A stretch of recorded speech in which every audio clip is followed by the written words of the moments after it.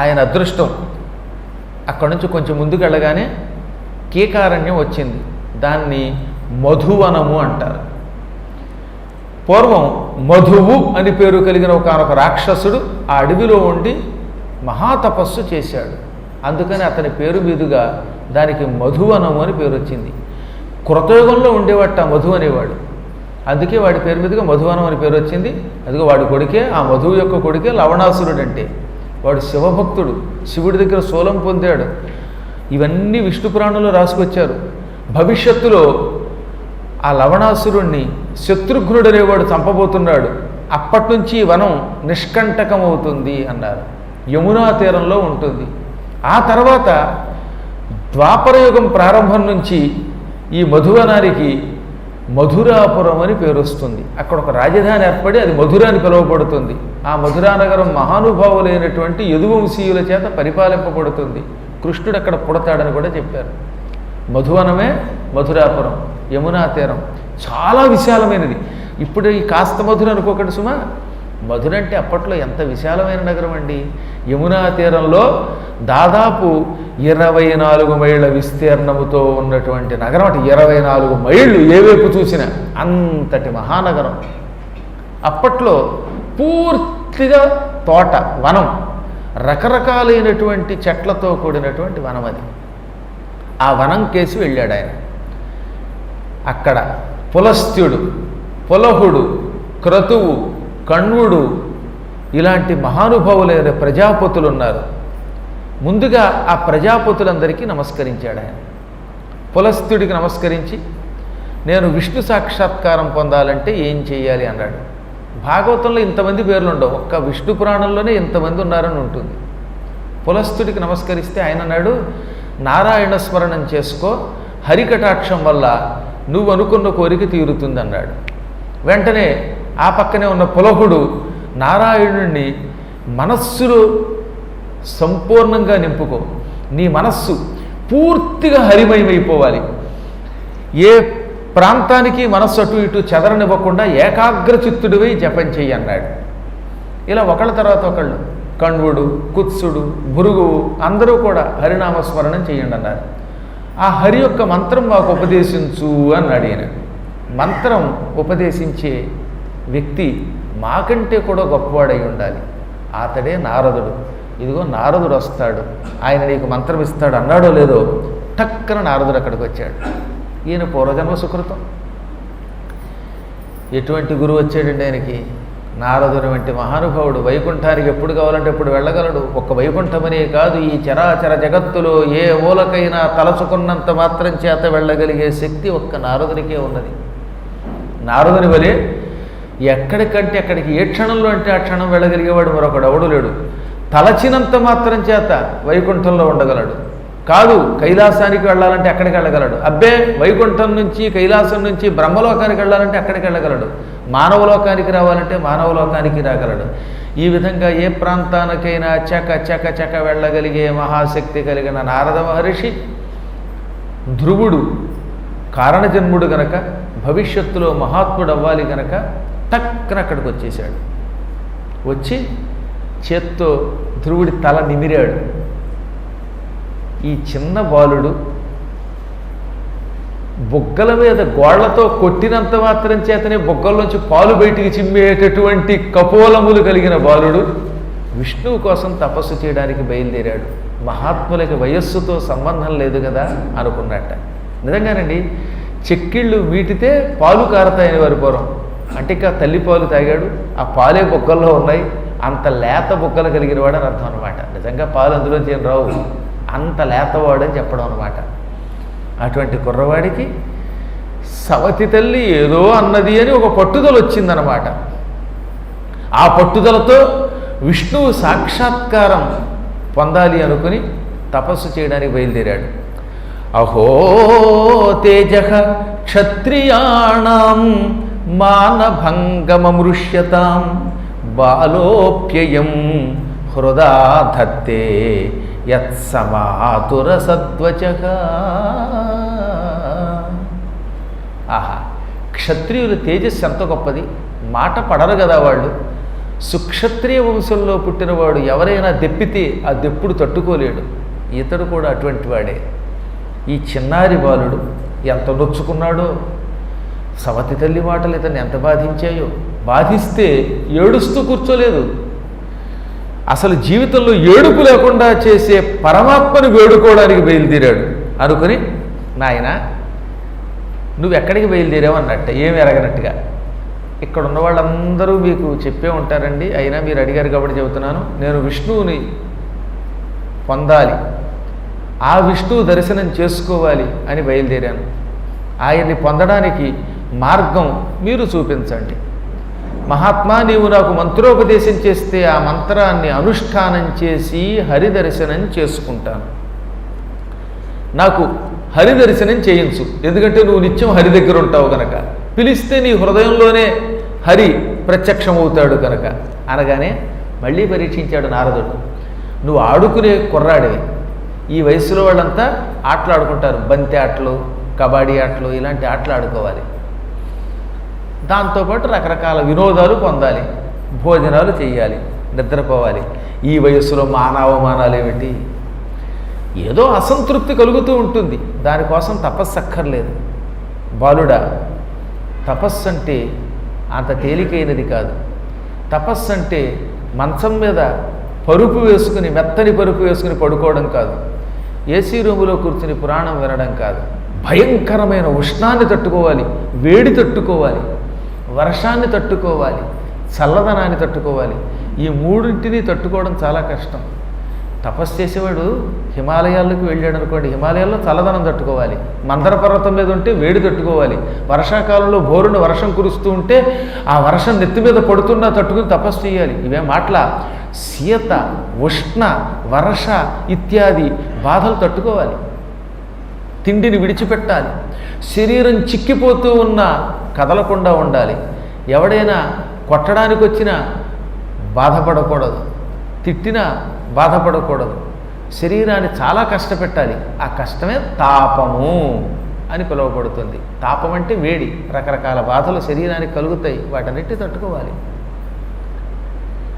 అందువల్ల తపస్సు అనేది అంత తేలికైనది కాదు.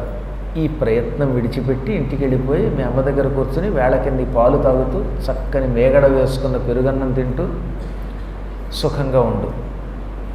మానవులకి కాలప్రభావం వల్ల సుఖాలు వస్తాయి, అంతలోనే దుఃఖాలు వస్తూ ఉంటాయి. యస్య యద్దైవ విహితం సతేన సుఖ దుఃఖయోః ఆత్మానం తోషయన్ దేహీ తమసః పారమృచ్యతి. భగవంతుడు వాడు చేసుకున్న కర్మల్ని బట్టి ఒక్కొక్క సమయంలో సుఖం ఇస్తాడు, ఒక్కొక్కప్పుడు దుఃఖం ఇస్తాడు.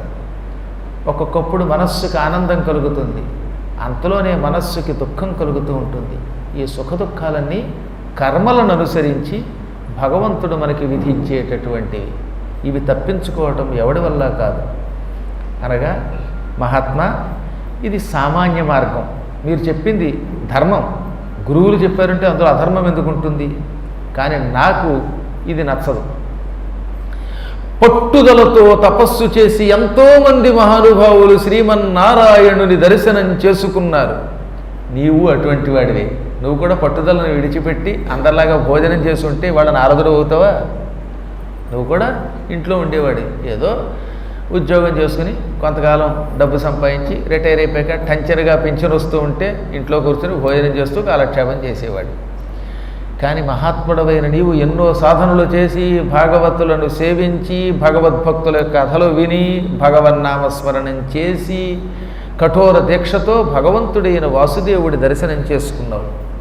నాకు కూడా ఆ భగవంతుడి దర్శనం చేయించు. మా తాత స్వయంభవమును పొందిన స్థానం కంటే గొప్ప స్థానం నేను పొందాలనుకుంటున్నాను. నువ్వు సామాన్యుడివి కాదు, బ్రహ్మదేవుడి మనస్సు నుంచి పుట్టావు.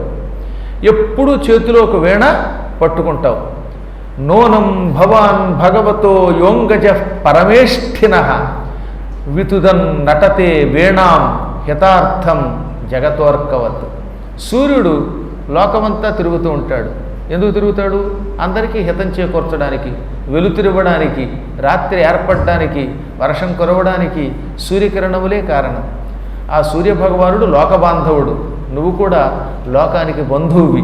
లోకానికి హితం చేకూర్చడం కోసమే నిరంతరం బ్రహ్మశరీరం నుంచి పుట్టి చేతిలో వీణ ధరించి వీణ వాయిస్తూ హరి సంకీర్తనం చేస్తూ తిరుగుతూ ఉంటావు. నీ ఉన్న చోట పాపాలు ఉండవు, నీ ఉన్న చోట సంతోషమే ఉంటుంది. వాయించు వీణనెప్పుడు మ్రోయించు ముకుంద గీతములు జగములకు చేయించు చెవుల పండువు మాయించు నగాళి ఇట్టిమతి మరి కలడే. ఎప్పుడు చేతిలో ఉన్న వీణ వాయిస్తూనే ఉంటాడు. ఆ వీణ ఆయన వాయించకపోయినా తనంత తానే మోగుతుందిటండోయ్, తనయంత తానే శృతులు మోగిస్తూ ఉంటుంది. సాధారణంగా మనమైతే గింజుకుని టింగ్ టింగ్ అని నొక్కాలి, కానీ ఆయన ఒకసారి వాయించి నువ్వే మోగంటే అది ఎవరు వాయించకుండానే ఆయన ఏ రాగంలో పాడుతుంటే ఆ రాగానికి అనుగుణంగా అది తనంతా తాను మోగుతూ ఉంటుంది. ఆయన నోటి నుంచి ఎప్పుడూ ముకుంద గీతాలే వస్తాయి, కృష్ణుడి కీర్తనలే వస్తాయి. హరినామ సంకీర్తనం తప్ప మరొక సంకీర్తనము ఆయన నోటి నుండి రాదు. జగత్తుకి చెవులకి పండగ చేస్తాడు తన పాటతో. నారదుడు పాడుతూ ఉంటే ప్రపంచంలో పరవశించని వాడు ఎవడన్నా ఉంటాడా? ఎంత బాగా పాడతాడా! ఆయన కంఠం మాధుర్యం, వీణానాదం మాధుర్యం. ఈ వీణానాదంతో కూడిన ఆయన గాత్రం వింటే అందరూ పరవశులైపోతారట. ఆనాడు ఆ నారదుడిని మీరు చూడలేదు, కానీ ఈ కలియుగంలో నారదుడు అంటే మన ఘంటసాల వారే. ఆ మహానుభావుడు పాడుతూ ఉంటే నారదుడిలాగా ఎంత ఆనందం కలుగుతుందండి. ఒకసారి భక్త జయదేవుడు అనేవాడు ఎలా పాడాడో మీరు విన్నారా? కానీ భక్త జయదేవుని కీర్తనలు ఆయన పాడుతూ ఉంటే అద్భుతం కదా. ఆ గాత్రం భగవంతుడు మన కోసం పంపించుంటాడు అవన్నీ చూపించడానికి. దేవదేవ నారాయణ అని పాడుతూ ఉంటే ఆ కృష్ణ అర్జున యుద్ధంలో నిజంగా నారదుడే ఆయన రూపంలో వచ్చి దిగిపోయాడేమో అన్నంత బాగా పాడేయలేదు ఆయన. నిజంగానే నేను ఎన్నిసార్లు వింటానో ఆ గీతాలు, విని విని విని శరీరం అంతా పులకించిపోతుంది అనమాట. నారదుడి గాత్రం ఆ గాత్రమే. భగవంతుడు ఒక్కొక్కడు ఒక్కొక్క అందుకు పుట్టిస్తాడు, కారణజనులు అన్నమాట వాళ్ళు. మహాత్మ, అందుకే నేను నిన్ను పట్టుకున్నాను. పాపాలు తొలగించేవాడివి నువ్వే. మాయించు నగాళి, పాప రాశిని తక్షణం తొలగిస్తావు. నీ వంటి జ్ఞాని సృష్టిలో మరొకడు లేడు, కాబట్టి నిన్ను పట్టుకున్నాననగా ఇంకా ఆయనకి జాలి కలిగింది. నీ తల్లి దెప్పింది, మరొక తల్లి కన్న తల్లి అడవికెళ్ళు అంది. సునీతి చెప్పిన మార్గాన్ని అనుసరించి ఈ అరణ్యంలోకి వచ్చావు. ఇక్కడున్న మహానుభావులైన పులస్త్య, పులహ, కరతు, కణ్వ, కొత్స, భృగు, విశ్వామిత్ర, మైత్రేయ, మార్కండేయాది మహానుభావులంతా నిన్ను హరిస్మరణ చేసి తరించమన్నారు. ఇప్పుడు నీకు ఆ హరిమంత్రం ఉపదేశించడానికి నేను వచ్చాను. నేను చెప్పిన మంత్రాన్ని భక్తి శ్రద్ధలతో స్వీకరించు, జపం చేయి.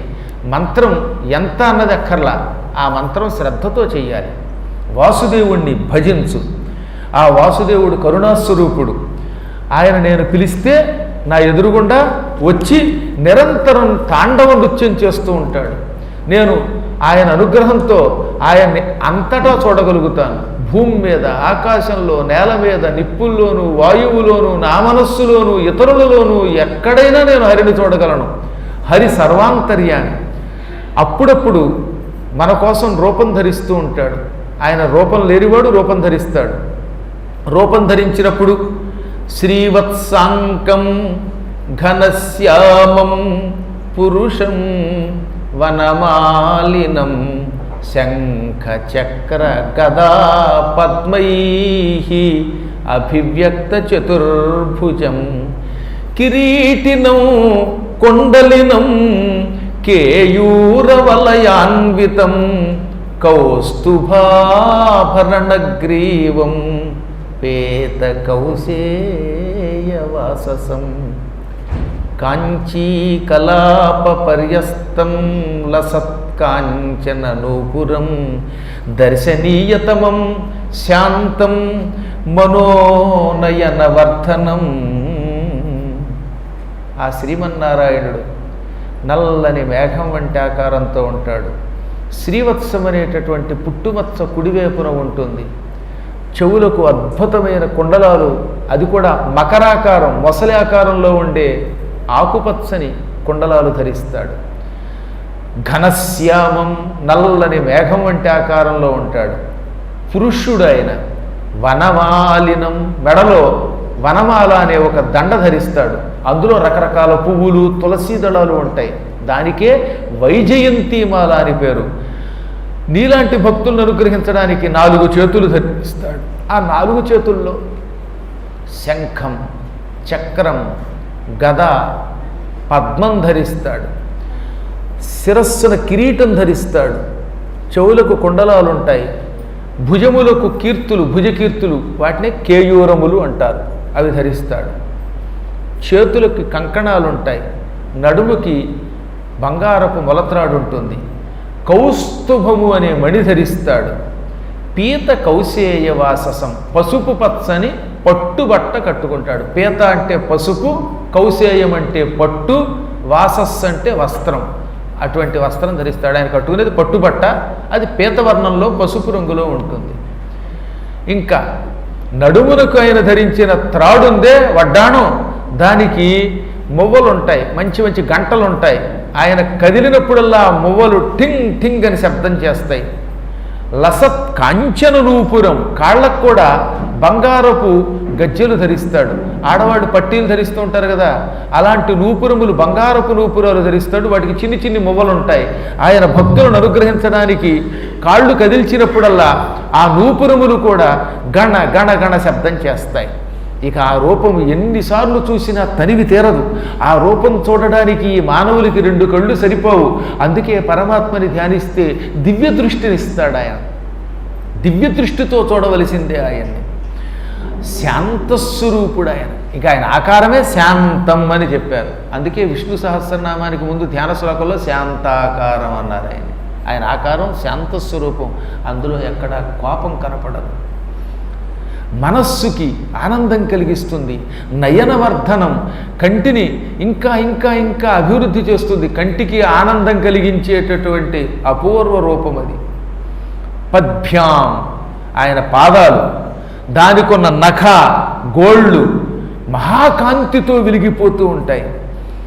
మణికాంతులు వెదజల్లుతూ ఉంటాయి ఆయన గోళ్ళు. ఆయన గనక కనపడ్డా ఇక హృదయం అనేటటువంటి పద్మంలో ఆ రూపం అలా శాశ్వతంగా ఉండిపోతుంది. ఒక్కసారి ఆ రూపం చూసిన వాడి మనస్సులో ఆ రూపం అలాగే ఉంటుంది. సాధన చేస్తే భగవంతుడు అనుభూతి ఇస్తాడండి. నాకు ఒక్కొక్కడి వల్ల ఏ అనుభూతి కలగట్లేదంటే నువ్వు సాధన చేయలేదు. సాధన బాగా చేసి ఆయన నాకు కనబడాలి అనుకుంటే సందేహం లేకుండా పరమాత్మ దర్శనమిస్తాడు. ఆ అనుభూతి కలగాలంటే మహాసాధన చెయ్యాలి. సాధన చేసిన వాడికి హృదయంలోనూ బయట కూడా కనపడతాడు ఆయన. లోపల ఆయనే, బయట ఆయనే కనపడతాడు. చిరునవ్వుతో ఉంటాడు ఆయన. ఆ పరమాత్మని చూచిన వాడికి వచ్చే ఆనందం ఇక జీవితంలో దేనివల్ల రాదు. ఈ ఆహారాల వల్ల, సంపదల వల్ల, వ్యక్తుల వల్ల, క్రీడల వల్ల కలిగే ఆనందం తుచ్చం, అశాశ్వతం. ఇవాళ ఉంటుంది, రేపు పోతుంది ఆనందం. అదే ఆ భగవంతుడిని చూస్తే ఆ ఆనందం హృదయంలో శాశ్వతంగా ఉండిపోతుంది. ఆ మహాత్ముణ్ణి నేను ఒక మంత్రం ఇస్తాను, ఆ మంత్రముతో ధ్యానించి తపస్సు చేసి దర్శనం చేసుకో. యం సప్తరాత్రం ప్రపఠం పుమాన్ పశ్యతి ఖేచరాన్. ఈ మంత్రం 7 రాత్రులు విడిచిపెట్టకుండా, 7 రాత్రులు అంటే కేవలం రాత్రిని కాదు, 7 రోజులని అర్థం. అక్కడ విడిచిపెట్టకుండా 7 దినములు జపిస్తే ముందుగా ఆకాశంలో సిద్ధులు కనపడతారటండోయ్. నేను ఇప్పుడు నీకు మంత్రం ఇస్తున్నాను, ఈ మంత్రం విడిచిపెట్టకుండా 7 రోజులు జపించు. రాత్రిపూట నీకు ఆకాశంలో సిద్ధులు కనపడతారు. సిద్ధులు కనపడ్డారంటే ఇక ఆ తర్వాత నీకు ఈ మంత్రం ఫలిస్తుంది, పట్టిస్తుంది, భగవద్ దర్శనం అవుతుంది. సిద్ధులు కనపడకపోతే మాత్రం ఇది సిద్ధించదు. ఈ మంత్రం జపించిన వారందరికీ ముందు సిద్ధుల యొక్క దర్శనం అవుతుందన్నమాట. అని ఏం చేశాడు? ఓం నమో భగవతే వాసుదేవాయ మంత్రేణ అనేన దేవస్య కుర్యా ద్రవ్యమయీం బుధః. నాయన, నేను నీకు ఇస్తున్న మంత్రం ఇది. ఓం నమో భగవతే వాసుదేవాయ. ఇదే ఆ మంత్రం, ద్వాదశాక్షరి మంత్రం. ఈ మంత్రాన్ని సత్పురుషుడు గురువు చెప్పగానే మళ్ళీ ఉచ్చరించాలి. నీకు మనస్సుకి అనిపించిన విధానం ప్రకారంగా దేశకాల పరిస్థితులకు తగినట్టుగా ఈ మంత్రం ఉచ్చరిస్తూ జపం చెయ్యి. దేశకాలమాన పరిస్థితులను ఎందుకన్నాడు?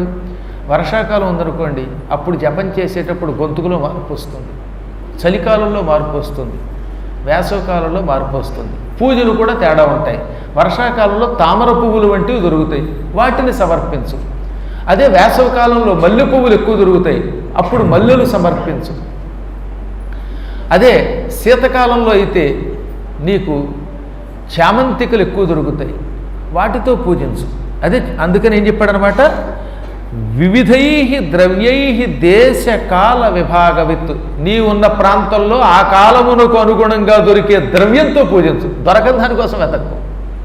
ఆ సమయానికి ఏది దొరికితే దానితో పూజ చెయ్యి. స్వామివారికి వీలున్నంత వరకు తులసీ దళాలు సమర్పించు.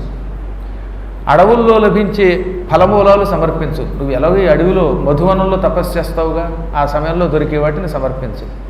ఇంకా విష్ణువు యొక్క విగ్రహాన్ని శిలతో కానీ చెక్కతో కానీ దేంతోనో ఒక దాంతో తయారు చేసుకో. ఆయన చెప్పాడు, రెండింటితో చెప్పాడు. అయితే చెక్కతో, కొయ్యతో లేదా శిలతో, వీటితో మాత్రమే నువ్వు విగ్రహాన్ని తయారు చేసుకో. మట్టితో అనలేదు. ఇక చెక్క లేక శిల విగ్రహాలైతే ఎక్కువ తొందరగా నీకు భగవత్ సాక్షాత్కారం అయ్యేలా చేస్తాయి. ఆ తర్వాత నీవు స్వేచ్ఛగా మంత్ర జపం చేసుకుంటూ పూజించు అనగా గురువుగారికి ఒక నమస్కారం చేశాడు. ఎప్పుడు మంత్రం ఇచ్చాక గురువుగారికి భక్తితో నమస్కరించాలి. గురుభక్తి లేనివాడు ఎప్పటికీ ఆ మంత్రానుష్ఠానమునకు తగిన ఫలితం పొందడు. అందులో ఎప్పుడు గురువుగారి అనుగ్రహమే ఉండాలి. ఈ మంత్రం ఆయనకి అంత పొర తెలీదా, కానీ గురువుగారు నోటిలో నుంచి బయటకు వచ్చాక అది విని ఉచ్చరిస్తేనే ఉపదేశం పొందినవాడు అవుతాడు. ఆ ఉపదేశం పొందినవాడికి మాత్రమే భగవత్ సాక్షాత్కారం అవుతుంది. పుస్తకాలు చూసి చాలామంది మంత్రాలు అనుష్ఠానం చేయడం మొదలెట్టారు. 6 రోజుల్లో శివుడిని ఎలా ప్రత్యక్షం చేసుకోవాలి, 60 రోజుల్లో నిధులు ఎలా వస్తాయి అంటే నీకు నిధులు రావు, ఉన్న నీ నిధులు పోతాయి పుస్తకాలు చూసి చేయడం మొదలెడితే. ఎందుకంటే అందులో ఏం చెబుతాడు, గురువు ద్వారా తెలుసుకోవాల్సిందే. కానీ వంటకాల్లో తగినంత ఉప్పు అంటే ఎవడు చెప్తాడండి? నీకు తెలియాలి అంతే. ఇంట్లో ఎవరు చెప్పారు? మన ఆడవాళ్ళందరికీ కరెక్ట్గా ఎంత ఉప్పు వేయాలో అంత ఉప్పు వేస్తారు. ఎప్పుడో ఫోన్లు మాట్లాడుకుంటూ ఉప్పు మర్చిపోతారు అనుకోండి చట్నీలో, ఇక అక్కడ దరిద్రం అది. అలా మర్చిపోతే చెప్పలేదు. కానీ తగినంత ఉప్పు ఉంటే తగినంత ఉప్పే పడుతుంది అందులో. కారం ఎంత ఏమని ఏమన్నా కొలత ఉంటుందా? 30 గ్రాములు కారం అని మీరు ఏమన్నా ఇంట్లో రోజు తూచి వేస్తున్నారా? ఏం తోచట్లా. ఎంత బాగా చేస్తారండి హాయిగా. ఎవరు చెప్పారు అది? అది పరంపరగా ఒక గురు పరంపర. ఇంట్లో ట్రైనింగ్ వచ్చేసింది. అమ్మ దగ్గర నుంచి కూతురికి, కూతురు దగ్గర నుంచి ఇంకోళ్ళకి, లేదా తండ్రి దగ్గర నుంచి కొడుక్కి, కొడుకు దగ్గర నుంచి ఇంకోటికి అలా వస్తుంది అంతే. అంత బాగా చేయగలుగుతున్నారు. ఎంత బాగా చేస్తారు కొంతమంది విగ్రహాలు. వాళ్ళ నాన్నగారు నేర్పారు, ఈయన నేర్చుకున్నాడు. గురు పరంపర లేకుండా పుస్తకాలు చూసి సుత్తితో ఇలా కొట్టాలంటే విగ్రహం తయారవుతుందా? అసలు లోపల రాముడిని చూస్తే రాముడి విగ్రహం ఇలాగే ఉంటుందన్నంత బాగా చెబుతున్నారు మన శిల్పులు. విశ్వస్వరూపులు, విశ్వకర్మలు ఎంత అద్భుతంగా చెక్కారండి వాళ్ళు. వాళ్ళ రుణం మనం తీర్చుకోగలమా? ఎంత బాగా బిల్డింగ్ కడుతున్నాడు ఒక్కొక్క ఆయన, ట్రైనింగ్ పొందినవాడు. అదే పుస్తకాలు చూస్తే అలా చేయలేరు. అందువల్ల గురు పరంపరగా నేర్చుకోవాల్సిందే ఏదైనా. గురుభక్తితో ఇప్పుడు ఈయన బయలుదేరి మధువనం చేరాడు. నారదుడు ఇక్కడి నుంచి ఉత్తానపాదుడి దగ్గరికి వెళ్ళాడండోయ్. ఆ సమయంలో ఉత్తానపాదుడు ఏకాంతంగా ఒక గదిలో కూర్చుని గడ్డం కింద చేయి పట్టుకుని, అయ్యో నా కుమారుడు ఎంత మంచివాడు ధ్రువుడు, వాడు తొడ మీద కూర్చుంటే మా ఆవిడ తోసేసింది, అప్పుడైనా కుమారా అని దగ్గరికి తీసుకున్నాను కాదు, దిక్కుమాలిన మొగమాటం, ఆ చిన్న భార్య మీద ఉన్న ప్రేమ వల్ల ఎంత పొరపాటు చేశాను అని కొంచెం కొడుకుని తలుచుకొని బాధపడుతున్నట్ట, ఖిన్నుడై ఉన్నాడు. అప్పుడు నారదుడు ఆయన దగ్గరికి వెళ్ళి దీవించగానే నారద మహర్షి రెండని కూర్చోబెట్టాడు. కానీ లోపల బెంగే ఉన్నది, కుమారుడి మీద వ్యామోహం ఉన్నది. అప్పుడు నారదుడు ఏమీ ఎరగనట్టుగా, రాజన్ కిం ధ్యాయసే దీర్ఘం ముఖేన పరిశుష్యత కిం వా నరిష్యతే కామో ధర్మో వార్థేన సంయుతః. మహారాజా, నీ ముఖం పాడైపోయింది, దీర్ఘాలోచనలో మునిగినట్టుగా ఉన్నావు. అందుకే ఎక్కడ కళాకాంతులు లేవు. నేనొచ్చినా సంతోషంగా కనపడటం లేదు. నీ ముఖం. ధర్మం, అర్థం, కామం ఈ మూడింట్లో ఏదన్నా లోపం వచ్చిందా? ధర్మం తగ్గినా, అర్థం తగ్గినా, కామం తగ్గినా మనిషి ముఖం పాడైపోతుందిట. ఏం తేడా వచ్చింది అని అడిగాడు, ఏమి ఎరగనట్లుగా. ఆయనకేమో మంత్రం ఇచ్చి పంపాడా, ఇక్కడికి వచ్చి ఏం జరిగింది నీకు, ఇంత దుఃఖం కలుగుతోంది అని అడిగాడు. అప్పుడు ఉత్తానపాదుడు, మహాత్మా నీకు తెలియందే ఉంటుంది, నా కుమారుణ్ణి బంగారం లాంటి వాడిని అన్యాయంగా పోగొట్టుకున్నాను, వాడు ఎక్కడికి పోయాడో ఏమిటో, అడవికి వెళ్ళాడని తెలిసింది. తీరా అడవిలో ఏ తోడేళ్ళో సింహాలో అతన్ని తినేసాయేమో అని బెంగగా ఉంది అనగా, ఓ సరేనా, దానికోసమైతే బాధపడకు, నువ్వు ఎంతో అదృష్టవంతుడివి, నీ కుమారుడి గురించి బెంగ పెట్టుకోవలసిన అవసరం నీకు లేదు. నీ పుత్రుడు కారణ జన్ముడు, శీఘ్రకాలంలో హరిస్మరణ చేసి హరిదర్శనం పొంది వరాలు పొంది రాబోతున్నాడు. అతడి వల్ల నీ పేరు కూడా జగత్ప్రసిద్ధికి ఎక్కుతుంది. మంగళవారం నాడు ధ్రువ చరిత్ర చెబుతూ ఉత్తానపాదుడి కొడుకు అంటూ నీ పేరుని పద్మాకర్ గారు కూడా గుంటూరులో ఉచ్చరిస్తారు. ఆ రకంగా నువ్వు ప్రపంచంలో ప్రజల నాలుకల మీద నోళ్లలో ఉండిపోతావు. నీ కీర్తి అంతకంతకీ పెరుగుతుంది. యశో విపుల యమోస్తావా అన్నాడు, నీ కీర్తి పెరుగుతుంది నీ కొడుకు వల్ల.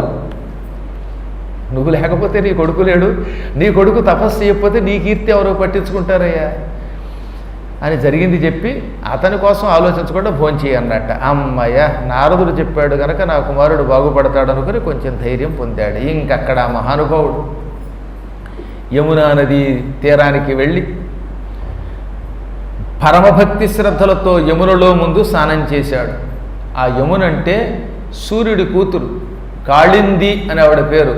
సూర్యభగవానుడికి మొదటి భార్య సంధ్యాదేవి వల్ల పుట్టినటువంటి పుణ్యాత్మురాలు ఆవిడంటే అందరికీ గౌరవమే. భవిష్యత్తులో కృష్ణుడికి భార్య కూడా అయ్యింది, కృష్ణుడికి ఎంతో సేవ చేసింది. కృష్ణుడికి కాళిందంటే అపూర్వమైన ప్రేమ.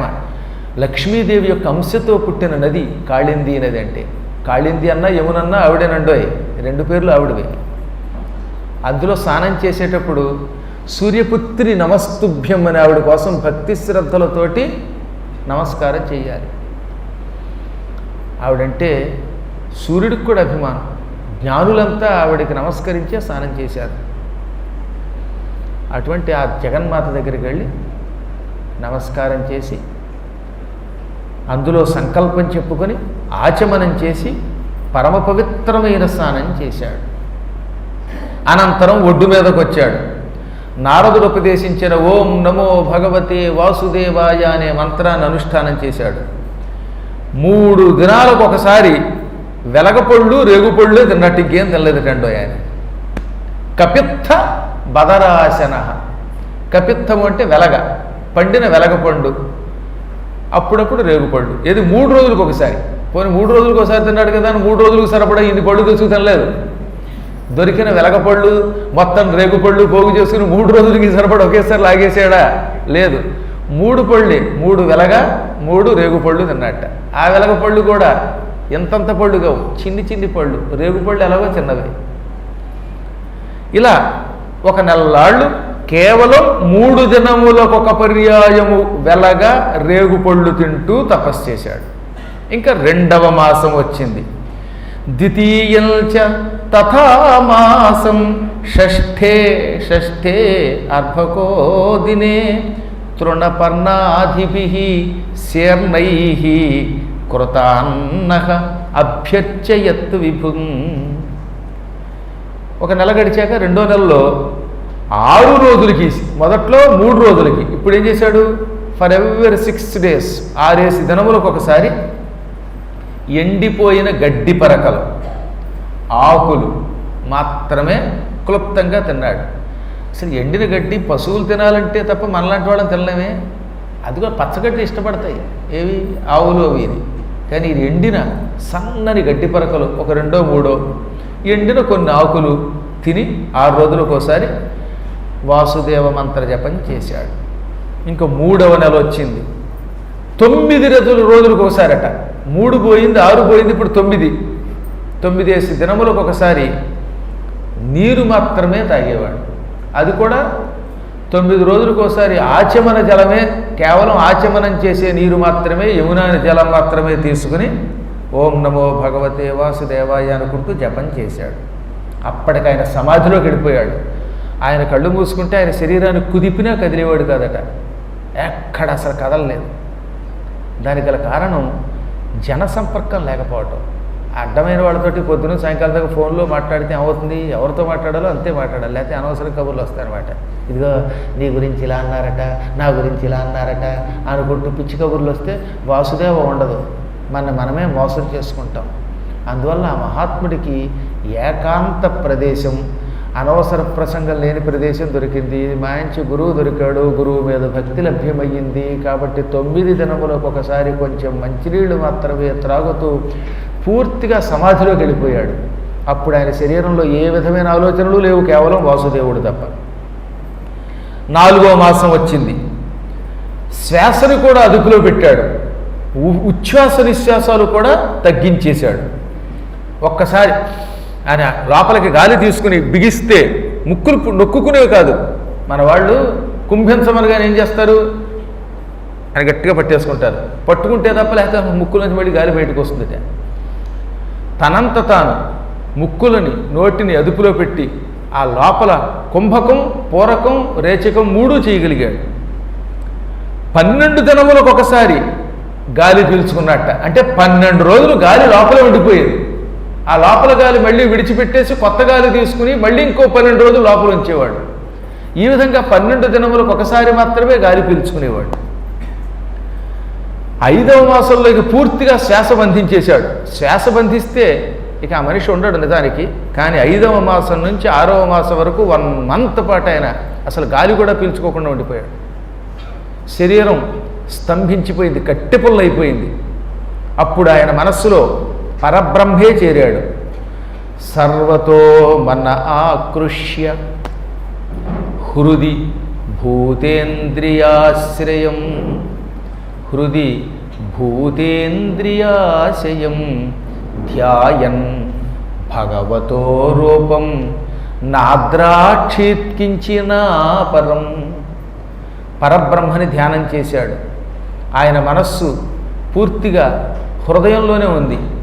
అందులోకి పరబ్రహ్మ అంటే పరమాత్మ తప్ప ఎవరూ లేరు. దాంతో స్థాణువైపోయాడు. ఆయన పూర్తిగా తనను తాను బంధించుకున్నాడు. శబ్దం, రూపం, రసం, స్పర్శ, గంధం ఈ ఇంద్రియ లక్షణాలు అసలు లేవు. అనగా బయట శబ్దం లోపలికి వెళ్ళదు, లోపల నుంచి శబ్దం బయటికి రాదు. వాసన లోపలికి వెళ్ళడంలా ఏ గంధము తెలియటం లేదు. అన్నిటినీ పంచభూతాలని అదుపులో పెట్టేశాడు. పంచేంద్రియాలు నిగ్రహించాడు. మనస్సు పూర్తిగా నిలకడకు వచ్చేసింది, స్తంభించిపోయింది. ఆ స్తంభించిన మనస్సులో కేవలం పరమాత్మే ఉన్నాడు. ఆ దివ్య రూపం కనపడడం మొదలయ్యింది. ఇందాక చెప్పినట్టుగా 7 రోజులు చేస్తే ఏమవుతుందని చెప్పారు, సిద్ధులు కనపడతారు కదా. ఆ సిద్ధులు ఆయనకి మొదట్లోనే కనపడ్డారు. కనబడిన కారణం చేతనే ఆయనకి తపస్సు సిద్ధించింది. 7 రోజులు భక్తితో ఓం నమో భగవతే వాసుదేవాయ అనే మంత్రాన్ని గురువు ద్వారా ఉపదేశం పొంది జపం శ్రద్ధతో చేస్తే ఆకాశంలో సిద్ధులు కనపడతారు. అలా కనపడ్డారు. కనపడ్డం వల్ల ఇప్పుడు ఈయనకి ఇక ప్రపంచం అంతా పరమాత్మమయమైపోయింది.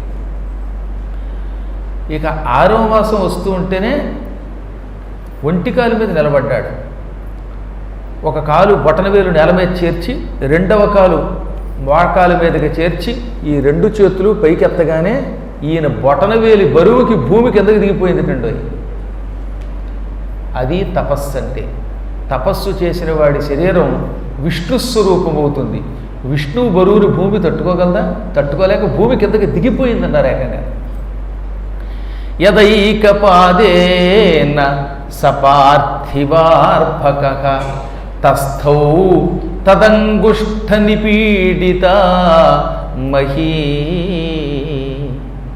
ననామ తత్రార్థమిభేంద్రధిష్ఠిత తరీవ సవ్యేతరతః పదే పదే.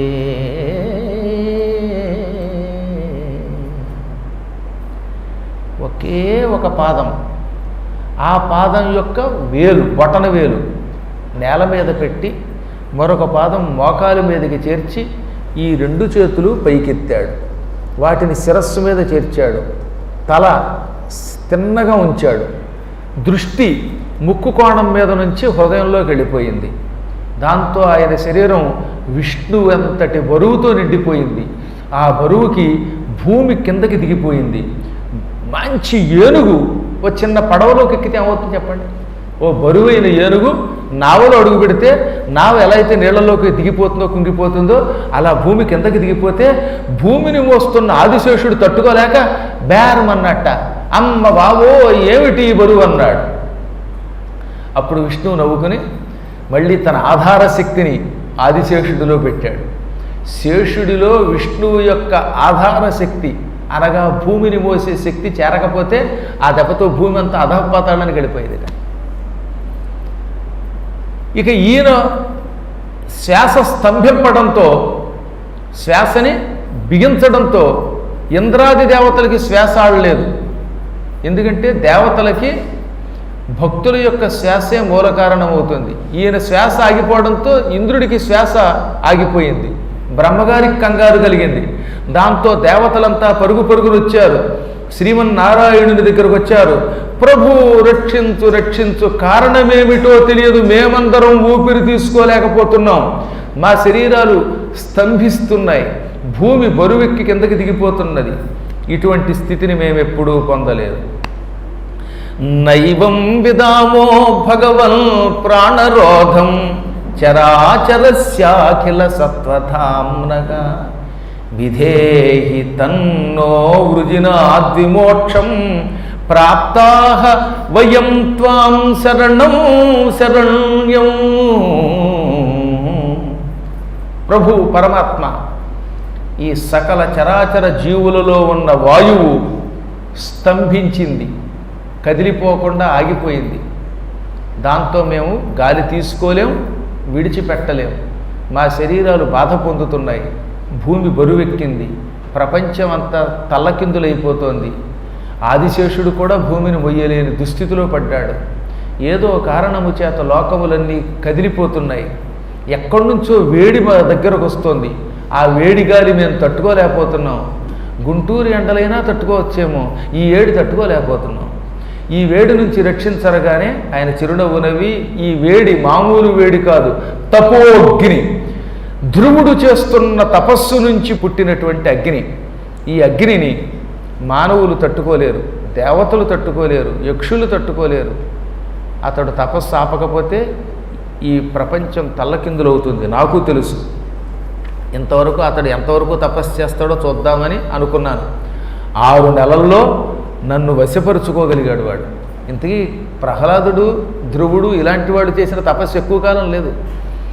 ధ్రువుడు కేవలం 6 నెలలు తపస్సు చేశాట. షడ్భిర్ మాసై అన్నారు. 6 నెలలు పూర్తయింది, భగవద్ దర్శనం పొందాడు ఆయన.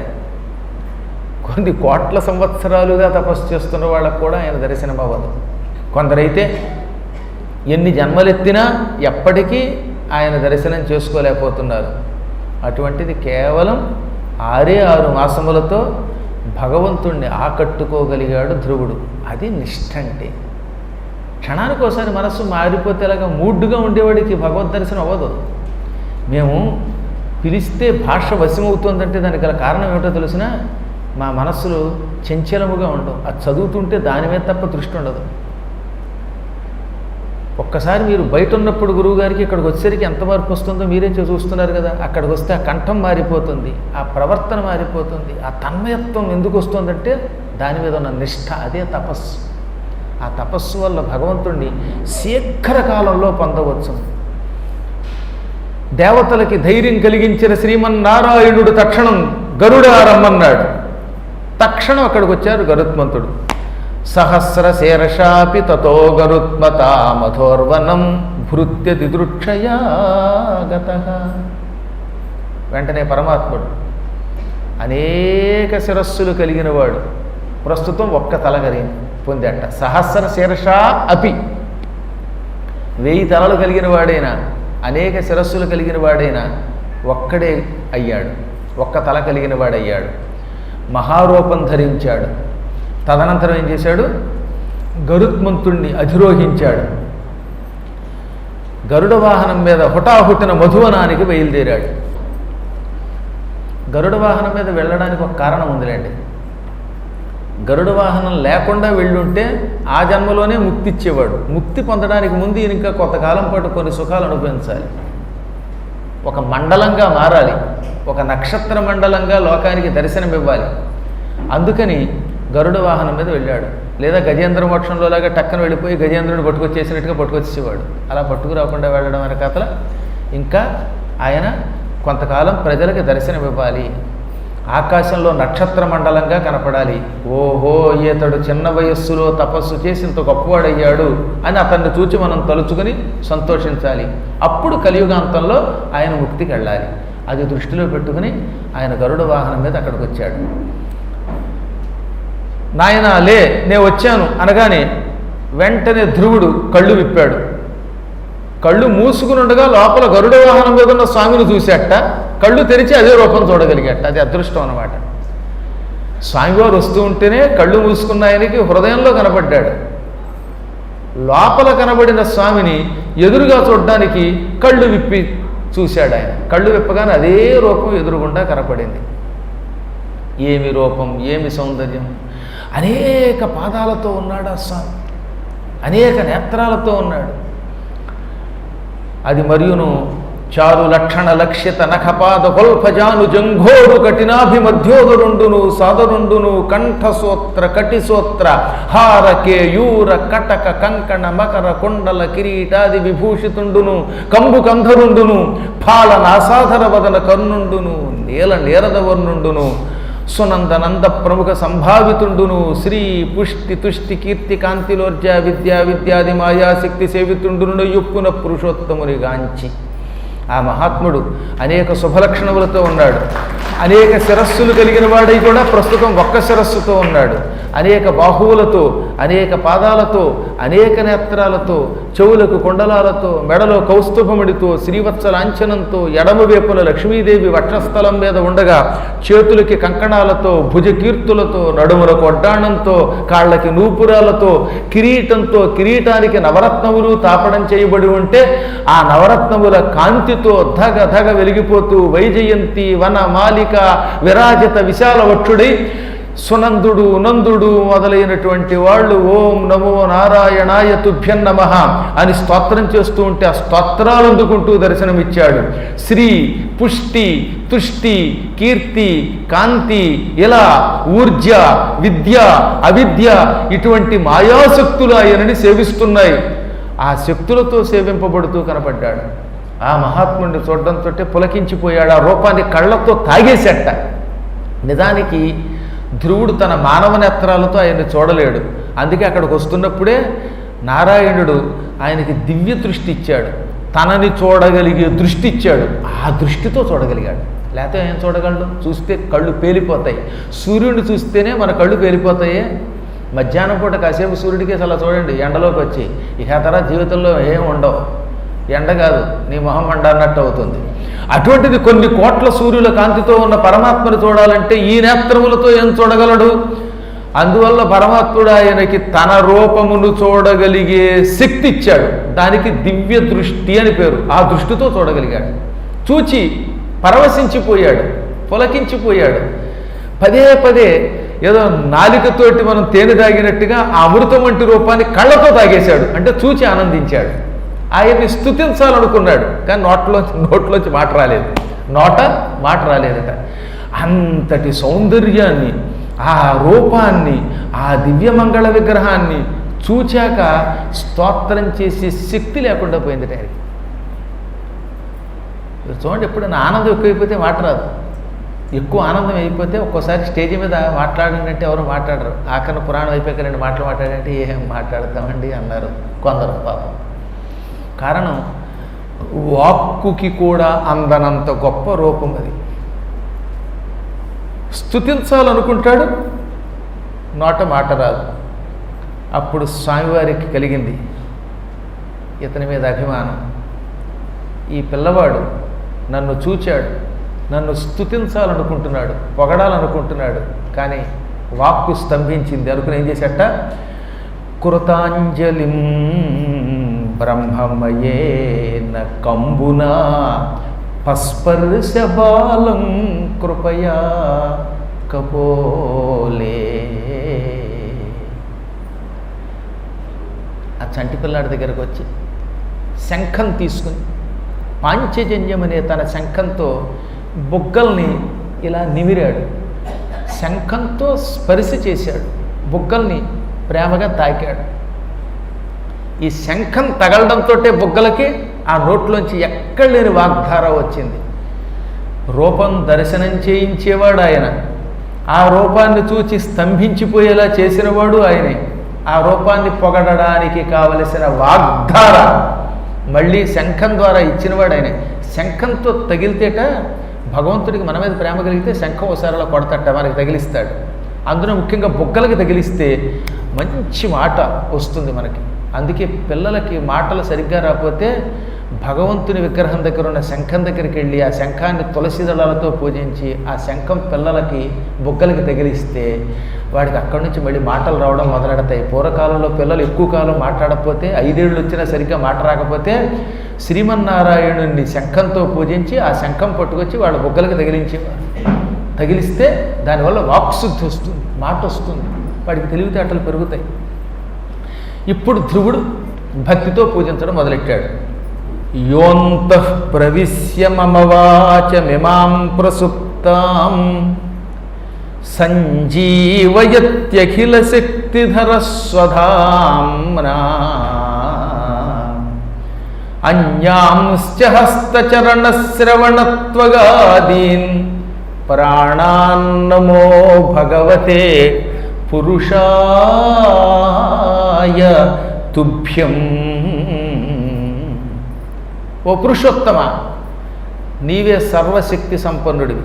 ఇక నీకంటే గొప్ప శక్తి ఉన్నవాడు ఎవడు లేడు. అన్ని శక్తులు నీలో ఉన్నాయి. నువ్వేం చేసావు? నా హృదయంలో ప్రవేశించావు.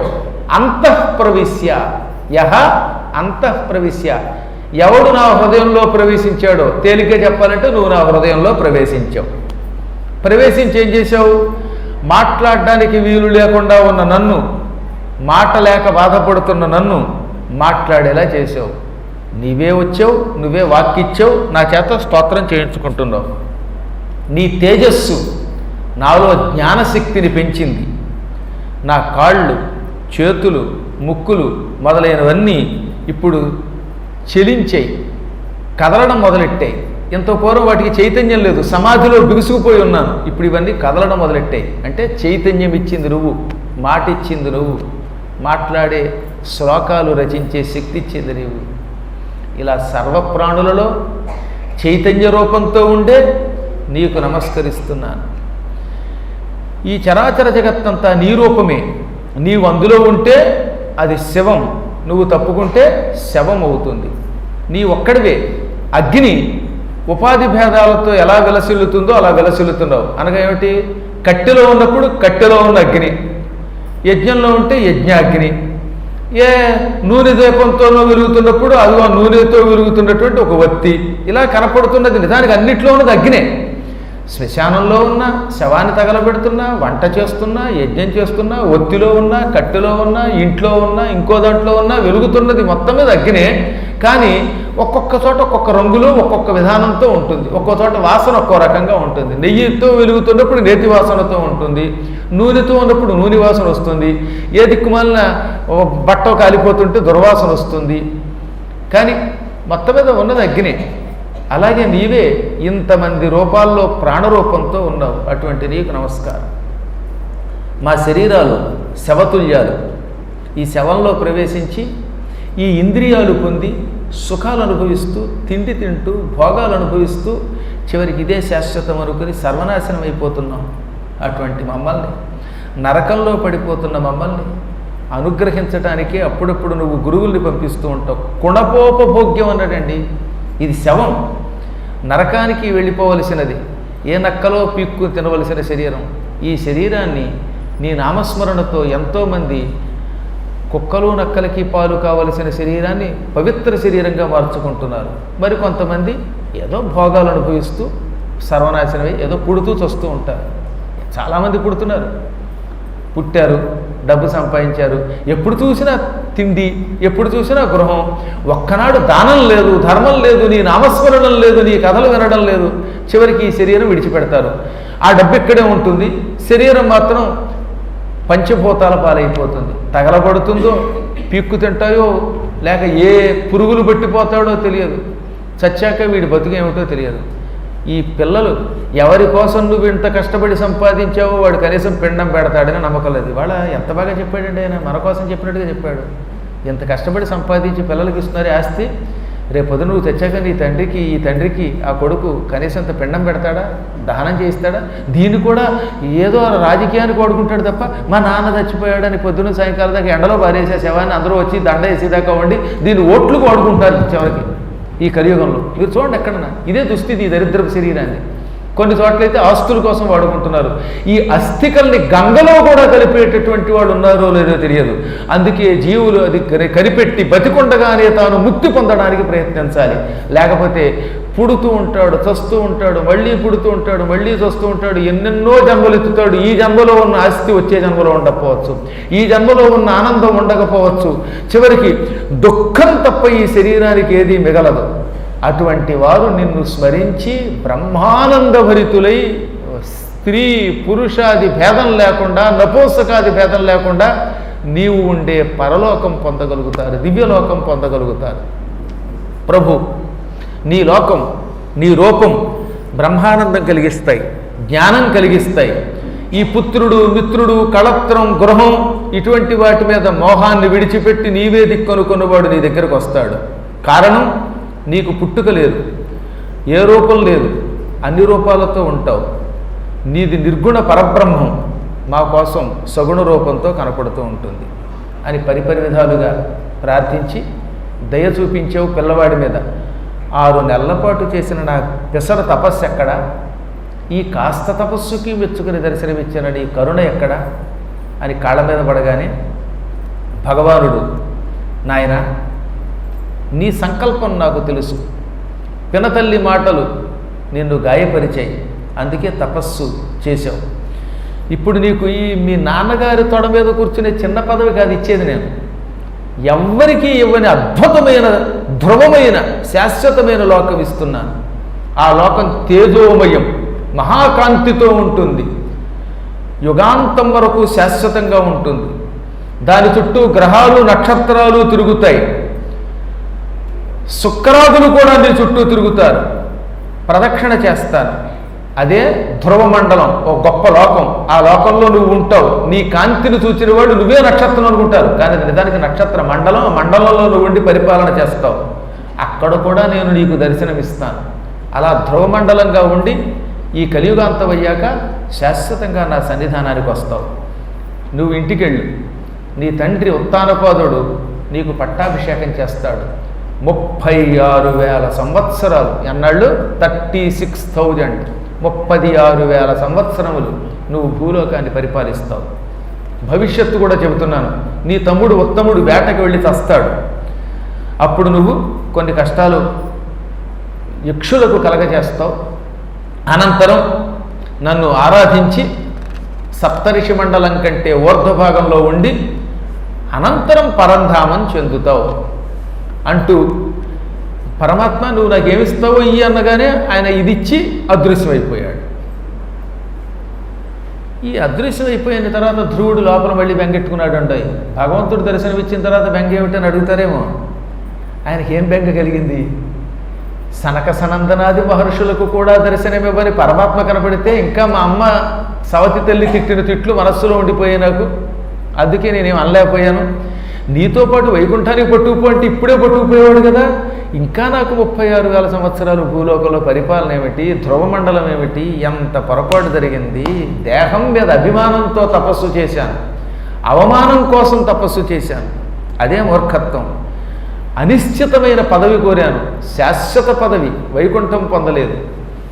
స్వర్గం కూడా పుణ్యం క్షీణిస్తే మళ్ళీ కిందకి పంపేసే లోకం, స్వర్గం శాశ్వతం కాదు. మనం ఎన్నో కష్టాలు పడి తపస్సులు చేసి స్వర్గానికి వెడితే అక్కడ శాశ్వతంగా ఉండంట. కొంతకాలం అక్కడ ఉండి సుఖాలు అనుభవించి మళ్ళీ మన పుణ్యం క్షీణించాక అంటే మన బ్యాంక్ బ్యాలెన్స్ నిల్ అయిపోతే అకౌంట్లో రూపాయి లేకపోతే ఏటీఎం కార్డు పెడితే ఎలా రాదో అలాగే స్వర్గంలో కూడా మన పుణ్యం క్షీణించాక ఇంద్రాది దేవతలు ఒరే అబ్బాయి ఇక నీ పుణ్యం అయిందిరా మళ్ళీ పుట్టుని భూమి మీదకు తోసేస్తారు. అప్పుడు మనం మన కర్మని బట్టి గుంటూరులోనో ఒంగుటూరులోనో టంగుటూరులోనో పొంగుటూరులోనో ఎక్కడో చోట పడతాం. కాకపోతే పుణ్యం క్షీణించాక మళ్ళీ పుట్టేటప్పుడు మానవ జన్మ ఎత్తచ్చు, లేకపోతే ఇంకేదన్నా జన్మ ఎత్తచ్చు. అందువల్ల శాశ్వతం కాని స్వర్గం ఇతడికి లభించకూడదనే ఉద్దేశంతో ఏమిటో దేవతలంతా నా మీద కుట్ర పనినట్టున్నారు. దేవతలంటో ఎవడన్నా తపస్సు చేస్తే వీడు ఎక్కడ భగవంతుడు కనబడగానే మోక్షానికి వెళ్ళిపోతాడో అని అనుకుని సరిగ్గా భగవంతుడు వచ్చే ముందు ఒక మాయ మనస్సులో పెడతారు.